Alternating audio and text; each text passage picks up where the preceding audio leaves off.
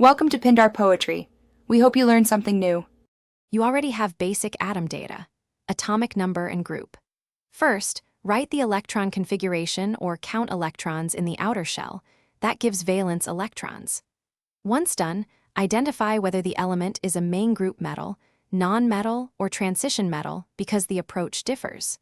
For main group elements, valency usually equals the number of electrons needed to reach a full octet or to empty the outer shell. Make sure to mark the outer shell count clearly before moving to bonding rules. Next, convert valence electrons into valency by asking, will the atom gain, lose, or share electrons? For groups 1-4, valency is generally the number of electrons lost or shared. For groups 5-7, valency equals 8 minus valence electrons because they gain electrons.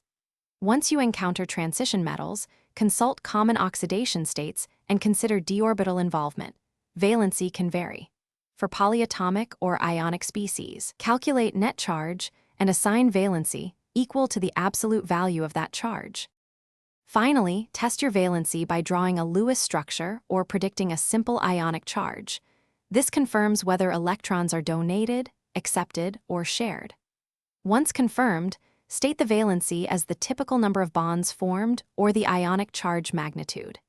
If you get conflicting answers, recount the outer electrons, re-examine the element's group and period, and check common oxidation states. One troubleshooting tip: if a transition metal seems inconsistent, default to known. Thanks for watching. Consider subscribing if we helped you.